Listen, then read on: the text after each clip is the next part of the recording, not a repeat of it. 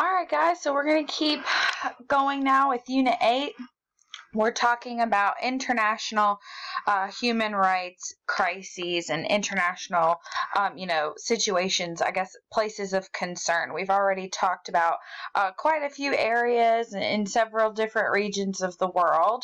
And in this video, we're going to be going over Saudi Arabia. So, which is, definitely, and arguable, it's definitely one of the most controversial and talked about countries in terms of human rights in the Middle East, if not the world, and it's, arguably the most restrictive in the Middle East. So let's get into it here. So a little background on Saudi Arabia.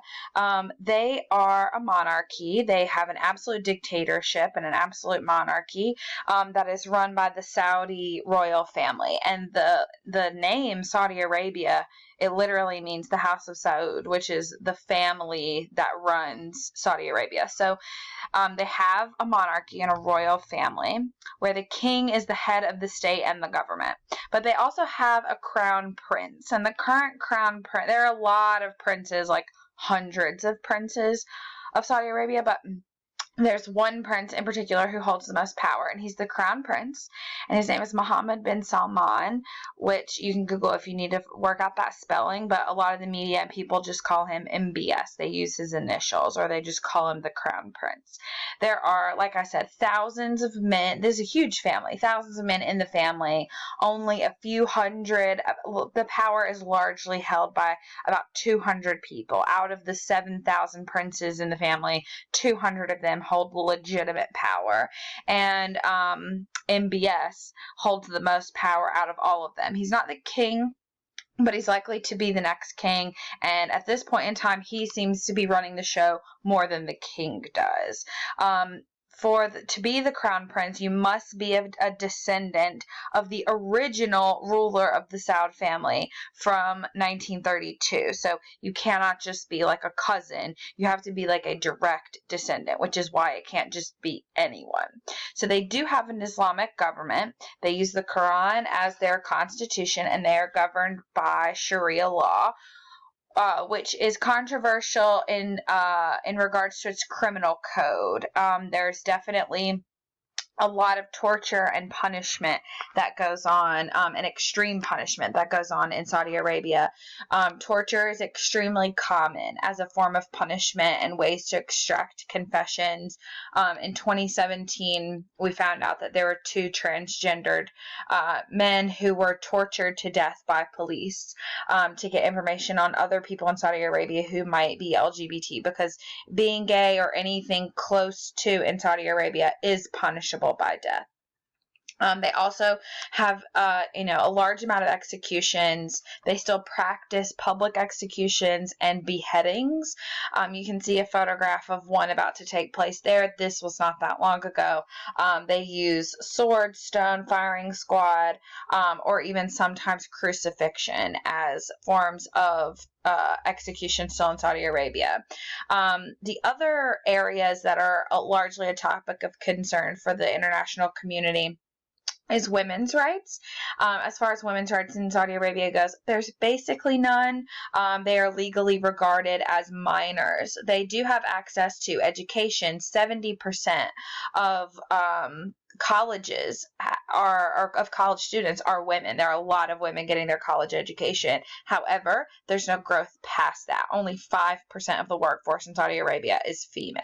So what we see there is something called sex segregation. It's like a class difference there. Without men, women basically have no role or real function in society. Up until very recently, women were not even allowed to drive in Saudi Arabia, although they have recently changed that rule, and now women can drive. They are expected to have chaperones when in public. They are expected to cover and not necessarily just like a normal hijab, but they're expected to cover large portions of their body, and that's definitely a cultural thing. Different Muslim countries interpret how women should practice their religious dress in different ways. Every country does it differently. Egypt does it different from the Sudan, who does it different from Pakistan, and Saudi Arabia does it different from everyone. So it really just depends. Along with women, we know that there's a lot of religious persecution in Saudi Arabia. It's not just, Arab people that live in Saudi Arabia, but there are Turks and Kurds and Assyrians and all sorts of other people that live in Saudi Arabia, and practicing the religion of their ancestors is not always allowed. We know there's pretty much the only religion that is tolerated or legally allowed in Saudi Arabia is Islam. And certainly one of the biggest topics of conversation in terms of Saudi Arabia is censorship and their control over the media. They only use a state-governed and state-censored newspapers, internet, and television news programs. Probably the most, what sparked this conversation quite recently was the murder of a journalist who actually worked. He was not Saudi, he was not American, but he worked for the Washington Post, which is an American newspaper, and he himself was Turkish, I believe, and he, I could be wrong, I'm pretty sure he was Turkish, and his name was Jamal Khashoggi, and he was doing an investigation and a report on Saudi Arabia, and had written previous pieces for the Washington Post about Saudi Arabia in the past. He was in Istanbul and met at the Saudi embassy where he went missing, and it came out later that he was murdered, and a lot of the international community expressed huge concern because the Saudi government was pretty much just like, what's the big deal? Why does everyone care? And there was a lot of lying going on from MBS's end, at first saying, like, we don't even know who this reporter is. Well, then when that was exposed, he was like, okay, well, we know who he is, but we never met with him. When that was exposed, he was like, okay, we met with him, but he left and he was totally fine. Then that changed to, okay, we've located him, but he's hurt, but he's alive. And then it came back that he was dead, and that, but no one, even then, we still weren't getting the full picture. So the press, especially the American press, trying to defend kind of one of their own, has certainly been really critical of MBS and his government, but this is just sort of par for the course for him. Jamal Khashoggi is one in a long line of men and women who similar situations have happened to. Now, why doesn't the American government take a stronger stance? That's definitely because of the Saudi Arabian money. Saudi Arabia sits on a huge amount of the world's oil, and they are a very wealthy country. The Crown Princess family and the Saud family are very, very wealthy, and they invest huge amounts of money in American businesses. Lyft is funded by Saudi money. Facebook and other big tech groups are funded by Saudi money. So, a lot of these, a lot of politicians feel like they have to do what the people with the money want to do, and a lot of these businesses with the money feel like they have to do what the Saudi government wants to do because they want to keep that line of cash flowing. So there's certainly a conflict of interest here. For example, Netflix has an original show called Patriot Act, which is kind of comedy, kind of news, with the host who's a comedian himself named Hassan Minhaj, and you're going to watch the episode that I'm referring to here that he did about Saudi Arabia. Each episode's only like 20 to 30 minutes, and he covers a different topic in each one, whether it be police brutality, censorship in China, gun control in schools. He also did one on Saudi Arabia, and he talked about Jamal Khashoggi and MBS and Saudi Arabia's implications in not just this one act, but all types of problems that we see throughout the world. Their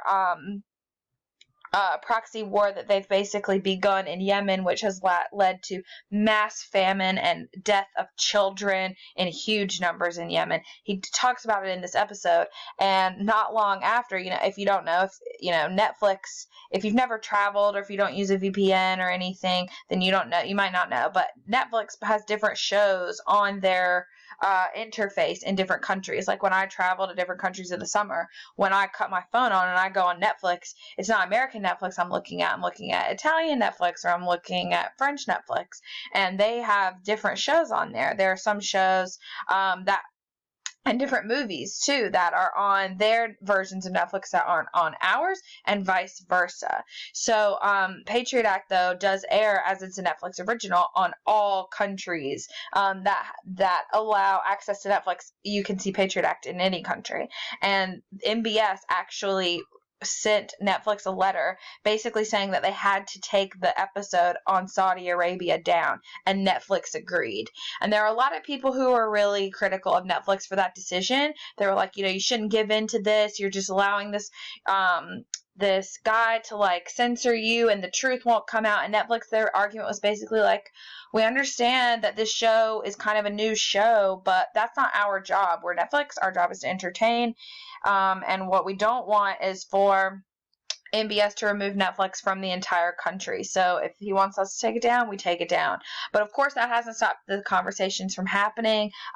Patriot Act actually did a couple of even follow-up episodes, and those haven't been removed in Saudi Arabia. So we'll see how the entire situation progresses. But the more the Saudi government gets involved in our business and the American economy, the harder it's going to be for anyone to be able to stand up to them in terms of respecting human rights and protecting their citizens. So it will be very interesting to see how things play out in the years moving forward.